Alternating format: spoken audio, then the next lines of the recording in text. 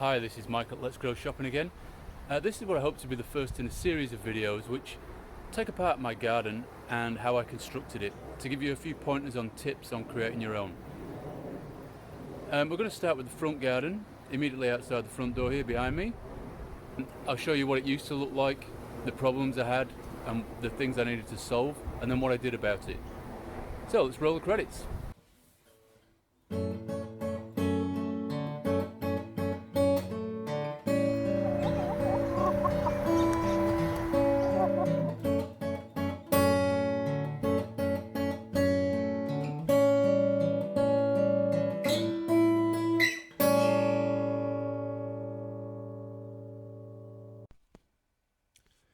First up, let's put things into context.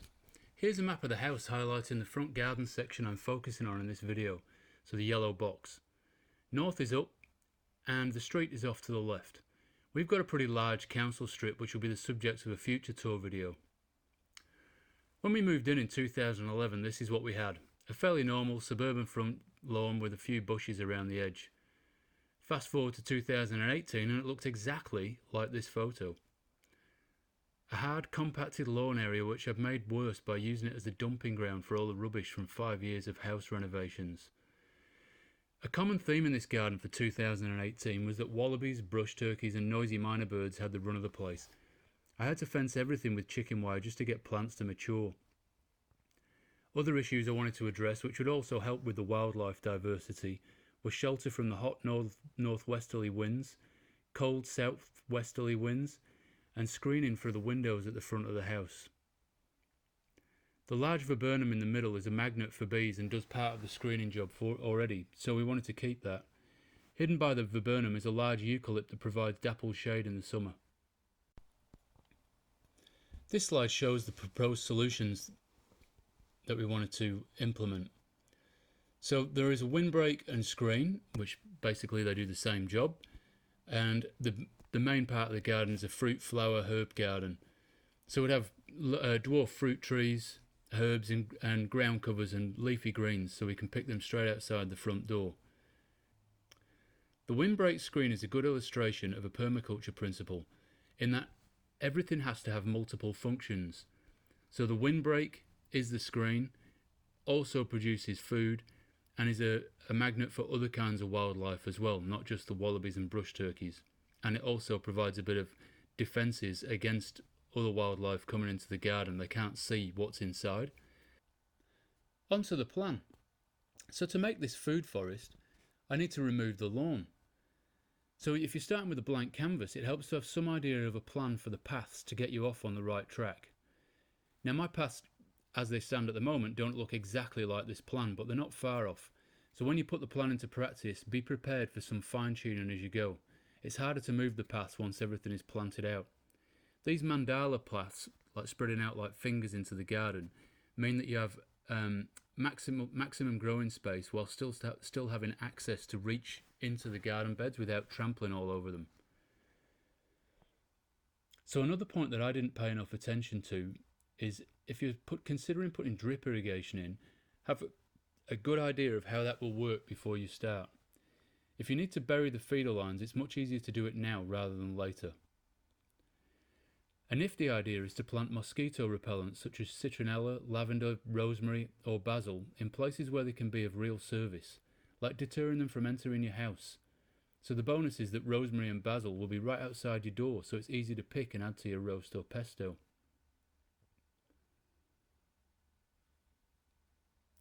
Once I had the practical requirements of the plan sorted, I did a lot of research into which plants I wanted. Plants that grow in my local area, provide food or other benefits, and plants that suit the purpose that I wanted them for, like lots of leaves for a screening hedge, for example.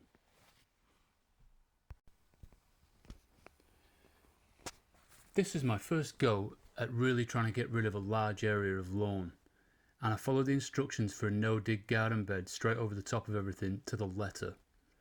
And it worked a treat, I must say. So if you have the grass there, it helps to mow it to within an inch of its life, as short as you can get it. That will really stress it out. And then apply high nitrogen manure such as turkey manure or chicken, and blood and bone. This further weakens the grass by chemically burning it. It can't deal with that level of nitrogen in its weakened state. So wet the area down once you've done that, and then cover it in cardboard. I was lucky enough to have two friends, Morgan and Lucy, who owned a cafe, and I got heaps of cardboard from them, and enough to cover the whole lawn in one hit. So once you've covered it in cardboard, wet it down thoroughly again. Ideally, don't let the cardboard dry out. If you can't keep it wet all at once, do smaller areas bit by bit and overlap the cardboard at the edges in each bit. So after I had all the cardboard down, I marked out the paths. I had a load of second-hand bricks spare, so I used them as my edging. And so it helps again to do a design. Do you want to push a wheelbarrow in, or are you just walking in with hand tools? I made my paths wide enough for a wheelbarrow, but really didn't allow for the fact that when you tip the wheelbarrow forward, the resulting pile spills out sideways over the garden beds. So it's ended up being easier just to bucket the mulch in, as the driveway is so close when I fill the paths up. So free wood chip is easy to come by in the suburbs of northern Sydney, so that's what I use for the paths. Again, it has multiple uses. It allows water to soak into the ground. The worms absolutely love it, and it's easy to pull weeds out of. And next year when it's broken down, like I mentioned before, I just shovel it onto the garden beds as mulch. Then I get the new load of wood chip and fill the paths up again. Easy. Once the framework is in, then you can build up the no-dig lasagna. I use lucerne, mushroom compost, homemade compost, sheep manure, chicken manure, cow manure, and watered in worm whey to increase the bacteria levels. You always should finish with a layer of the brown, whatever brown you've got. Mine was lucerne. And now's the best time to install your drip irrigation if that's your plan. You can leave the beds to mature for a few weeks or months, and keeping them damp helps the decomposition process and keeps worms and bacteria hard at work making your soil. You can plant shallow-rooted trees and veggies straight into the lasagna. You just need to dig oversized holes and surround the plant with some soil or potting mix to give it something to grow into whilst the lasagna is breaking down. Alternatively to that, you can build a mound out of the soil and potting mix for the trees. A green manure crop is ideal as the first thing to put in. It quickly gets plant life into the soil and provides you with another load of future mulch. As I described earlier, one of my main issues was brush turkeys. I put a chicken wire fence up around the whole garden, but that didn't help.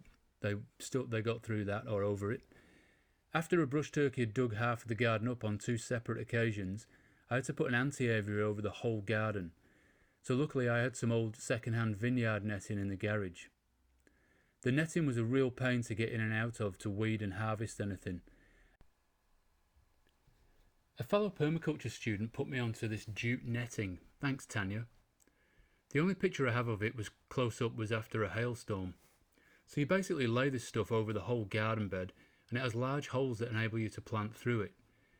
You can spread the netting out to plant larger plants through it as well, so you're not just limited to that hole size. Before installing the netting, I chopped and dropped all the green manure, covered it with compost, and then dug out the paths and topped them with wood chip. This gave the beds a great feed and meant I could go quite a while before mulching again, meaning I didn't have to move the jute netting. By laying the netting all across the garden beds, the turkey couldn't scratch up the soil. The jute netting takes about a year to break down, and by then all your plants have significantly matured and the bush turkey can't scratch the roots out. So deciding to install the jute netting was a result of observing the habits of the brush turkey. They don't seem to dig up established woody perennial plants, but they love the newly dug soil. So any way of giving your plants an opportunity to establish is the key. And just to push the point home, observing and recording what happens in your garden and making connections between various events such as flowering or increased pests is where the magic happens. Another precaution I took was to peg chicken wire down all over the paths, so the turkey couldn't dig up the wood chip either.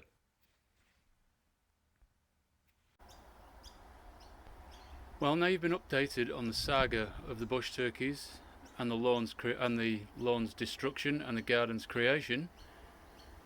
I'm standing on the front doorstep just panning around the garden, and in a minute I'll show you what I planted and the roles the plants have.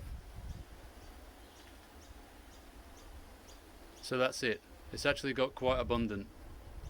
The soil in this garden with the no-dig bed is amazing. Well worth the effort. So I'll start by describing the windbreak from the outside of the garden. So before we even started, there was magnolias there already, but since the rest of the garden's got going, they've really shot up. You can see the canna lily there, and there's a mandarin tree in the background. So on this side, that's mainly what's providing a windbreak. There's a self-seeded strawberry guava in there. These are more magnolias. You can see the viburnum, which my wife had the great idea of chopping the base out of, so it's let heaps of light into the rest of the garden.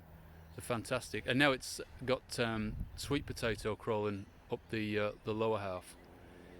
So carrying on past the letterbox, we've got sweet potato and nasturtiums as ground cover, a bit of comfrey. There's 2 lily pillies, which will grow to about 8 meters tall, so they're still babies. And all these bright flowers are salvias. It's Salvia leucantha, I think, from memory. We've got a comfrey on the corner. And then down this side, I don't think we could get more lily pillies for some reason, so we ended up buying 3 lemon myrtles, which smell sensational. And they've got a holy basil in the middle there, which is full of flowers. It's great for the bees. More red and blue salvias, Cape gooseberries. So that will provide us with a great windbreak and screen from the house if I pan back. So now from outside of the house, I'll attempt to go around all these plants in the food forest. So we've got pepinos there. There's a grapefruit tree. There's warrigal greens, turmeric, more Cape gooseberries on the ground. We pan round. We've got a finger lime, baby sunrose, thyme, more comfrey, potatoes. There's fennel in the background, Thai basil, perennial basil, more warrigal greens and silver beet, a bit of silver beet. This is supposed to be all strawberries. Oh, there's a bit of mustard in there as well. This is supposed to be all strawberries, but the sweet potatoes are absolutely taken over, and you can see they're going right up the viburnum trunks, which is great. We've got pineapple sage, fruit salad sage over here. And then more Thai basil, another finger lime, lavender,